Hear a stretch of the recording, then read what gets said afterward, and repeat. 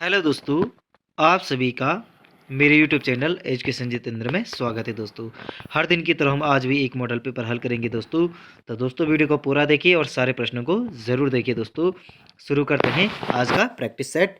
प्रश्न संख्या 1। भारतीय रिजर्व बैंक में गवर्नर की कार्यकाल की अवधि होती है। तो रिजर्व बैंक के गवर्नर की कार्यकाल की अवधि क्या होती है? तो इसका आंसर होगा ऑप्शन बी 3 साल। प्रश्न संख्या 2। भारत की प्रथम पंचवर्षीय योजना आधारित है। तो भारत की जो प्रथम पंचवर्षीय योजना है वो किससे पर आधारित है? तो इसका आंसर है option C Harrod Domar model पर। प्रश्न संख्या 3। कौन सा कर केंद्र सरकार का नहीं है? तो इसका आंसर होगा ऑप्शन डी भूमि राजस्व। प्रश्न संख्या 4। भूमध्य रेखा पर दिन की अवधि कितने घंटे की होती है? तो भूमध्य रेखा पर जो दिन की अवधि होती है वो 12 घंटे की होती है। प्रश्न संख्या 5। वर्षा की बूंदों का आकार किसके कारण गोलाकार होता है? तो किसके कारण होता है? तो इसका आंसर है ऑप्शन ए पृष्ठ तनाव के कारण। प्रश्न संख्या 6। भारत के एक राज्य में एक राज्यपाल की नियुक्ति हेतु न्यूनतम आयु क्या है? तो क्या है? तो इसका आंसर होगा ऑप्शन डी 35 वर्ष। प्रश्न संख्या 7। लोकसभा में स्पीकर का वोट कहलाता है। तो लोकसभा में स्पीकर का वोट वोट कहलाता है कास्टिंग वोट।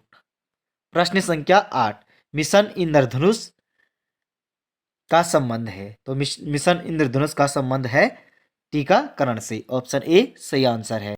प्रश्न संख्या 9। नालंदा विश्वविद्यालय का संस्थापक है। तो नालंदा विश्वविद्यालय का जो संस्थापक है तो इसका आंसर है कुमार गुप्त। प्रश्न संख्या 10। किस बादशाह ने न्याय के लिए जंजीर लगवाया था? तो इसका आंसर है जहांगीर ने लगवाया था। प्रश्न संख्या 11। त्रिपिटक निम्नलिखित में से किससे संबंधित है? तो त्रिपिटक किससे संबंधित है? तो बौद्ध धर्म से संबंधित है। प्रश्न संख्या 12। अंतर्राष्ट्रीय दिनांकित रेखा दिखाई देती है। तो इसका आंसर है 180 डिग्री। प्रश्न संख्या 13। गंगा नदी को बांग्लादेश में किस नाम से जाना जाता है? तो इसका आंसर होगा ऑप्शन ए पद्मा नाम से जाना जाता है गंगा नदी को बांग्लादेश में। प्रश्न संख्या 14। ईरानी कप का संबंध निम्नलिखित में से किस खेल से है? तो ईरानी कप का संबंध है क्रिकेट से। ऑप्शन सी सही आंसर है। प्रश्न संख्या 15। स्वामी विवेकानंद अंतर्राष्ट्रीय हवाई अड्डा किस शहर में स्थित है? तो इसका आंसर होगा ऑप्शन बी रायपुर में। प्रश्न संख्या 16। अंतर्राष्ट्रीय मुद्रा कोष का मुख्यालय किस स्थान पर है? तो इसका आंसर होगा वाशिंगटन डीसी में है। दोस्तों वीडियो को लाइक, चैनल को सब्सक्राइब और वीडियो को शेयर भी करते जाइए साथ में। प्रश्न संख्या 17। भारत की किस नदी को वृद्धगंगा कहा जाता है? तो गोदावरी को वृद्धगंगा कहा जाता है। प्रश्न संख्या 18। भारत के किस राज्य में लोनार झील स्थित है? तो इसका आंसर है ऑप्शन बी महाराष्ट्र में। प्रश्न संख्या 19। भारत का नेपोलियन किसे कहते हैं? तो भारत का नेपोलियन कहा जाता है समुद्रगुप्त को। प्रश्न संख्या 20। अरब सागर की रानी किसे कहा जाता है? तो अरब सागर की रानी कहा जाता है कोचीन को। प्रश्न संख्या 21। उकाई परियोजना भारत में किस राज्य में स्थित है? तो इसका आंसर है ऑप्शन बी गुजरात में स्थित है उकाई परियोजना। प्रश्न संख्या 22। 44वें संशोधन के तहत कौन सा कानूनी अधिकार बन गया है? तो संपत्ति का अधिकार कानूनी अधिकार बन गया है 44वें संशोधन के तहत। प्रश्न संख्या 23। कौन व्यक्ति हाल ही में रेलवे बोर्ड के नए चेयरमैन सीईओ बने हैं? तो इसका आंसर है अनिल कुमार लोहाटी। अनिल कुमार लाहौटी रेलवे बोर्ड के नए चेयरमैन हैं। प्रश्न संख्या 24। सीवी आनंद बोस किस भारतीय राज्य के नए राज्यपाल बने हैं? तो इसका आंसर होगा ऑप्शन बी पश्चिम बंगाल के राज्यपाल।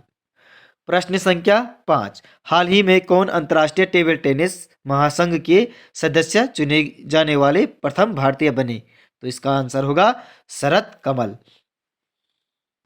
प्रश्न संख्या 26। वर्ष 2022 के राष्ट्रीय खेल पुरस्कारों में कितने खिलाड़ियों को अर्जुन पुरस्कार से सम्मानित किया गया? तो इसका आंसर है ऑप्शन बी 25 खिलाड़ियों को। प्रश्न संख्या 27। कौन व्यक्ति हाल ही में भारत के विधि आयोग के नए अध्यक्ष बने? तो इसका आंसर होगा ऋतुराज अवस्थी। हाल ही में भारतीय विधि आयोग के अध्यक्ष बने? प्रश्न संख्या 18, गोरखा आक्रमण के समय कुमाऊं का राजा कौन था? तो इसका आंसर है ऑप्शन सी महेंद्र चंद्र। प्रश्न संख्या 29, टिहरी गढ़वाल में डाडक आंदोलन किससे संबंधित है? तो इसका आंसर होगा ऑप्शन बी मजदूरों से संबंधित है। प्रश्न संख्या 30, उत्तराखंड के पहले मुख्य न्यायाधीश के रूप में किसे नियुक्त किया गया था? तो इसका आंसर है अशोक अरविंद देसाई। प्रश्न संख्या 31, कौन सी नदी फूलों की घाटी से होकर गुजरती है? तो कौन सी नदी फूलों की घाटी से होकर गुजरती है? तो इसका आंसर होगा ऑप्शन ए पुष्पावती नदी। प्रश्न संख्या 32, सुंगोली की संधि वर्ष में हुई थी? तो इसका आंसर है 1815 में हुई थी सुंगोली की संधि। प्रश्न संख्या 33, अलकनंदा नदी में पिंडर नदी किस स्थान पर मिलती है? तो अलकनंदा में पिंडर नदी किस स्थान पर मिलती है? तो इसका आंसर होगा ऑप्शन बी कर्णप्रयाग में मिलती है। प्रश्न संख्या 34, उत्तराखंड सरकार ने किस वर्ष पंचायती राज अधिनियम पारित किया? तो इसका आंसर होगा ऑप्शन सी 2016 में पारित किया। प्रश्न संख्या 35, यूनेस्को द्वारा उत्तराखंड के किस त्योहार को सांस्कृतिक विरासत के रूप में सूचीबद्ध किया गया? तो इसका आंसर होगा ऑप्शन बी रामायण को किया गया। प्रश्न संख्या 36, भारत सरकार द्वारा सुंदरलाल बहुगुणा को किस वर्ष पद्म विभूषण से सम्मानित किया गया था? तो किस वर्ष किया गया था? तो इसका आंसर है ऑप्शन ए 2009 में।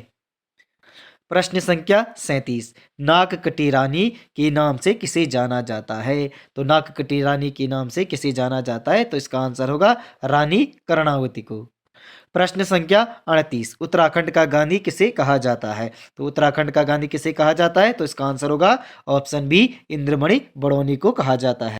प्रश्न संख्या 39, व्यास गुफा कहाँ स्थित है? तो व्यास गुफा कहाँ स्थित है? तो इसका आंसर होगा ऑप्शन सी बद्रीनाथ के निकट में स्थित है व्यास गुफा। प्रश्न संख्या 40, निम्नलिखित में से कौन सा शब्द स्त्रीलिंग है? तो इसका आंसर है कोकिल शब्द क्या है? स्त्रीलिंग है। प्रश्न संख्या 41, पीपर पात सरिस मंडोला में कौन सा अलंकार है? पीपर पात सरिस मंडोला में कौन सा अलंकार है? तो उपमा अलंकार है इसमें। प्रश्न संख्या 42, निम्नलिखित में से कौन सा शब्द महेंद्र शब्द का पर्यायवाची नहीं है? तो राजा शब्द नहीं है। प्रश्न संख्या 43, निम्नलिखित में से कौन सा संधि विच्छेद सही है? तो इसका आंसर है ऑप्शन डी यह सभी सही हैं। प्रश्न संख्या 44, चौकोर शब्द में कौन सा समास है? तो चौकोर शब्द में द्विगु समास है।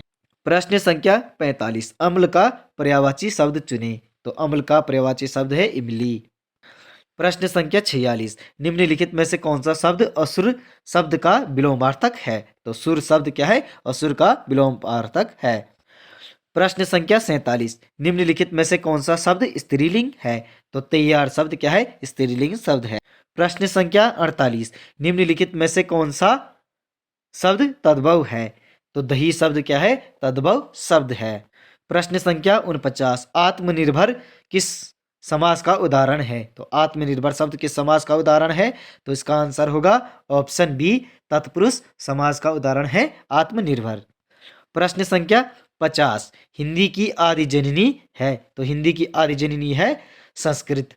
तो दोस्तों आपको यह मॉडल पेपर कैसा लगा कमेंट में जरूर लिखिए दोस्तों। वीडियो को लाइक, चैनल को सब्सक्राइब करें दोस्तों।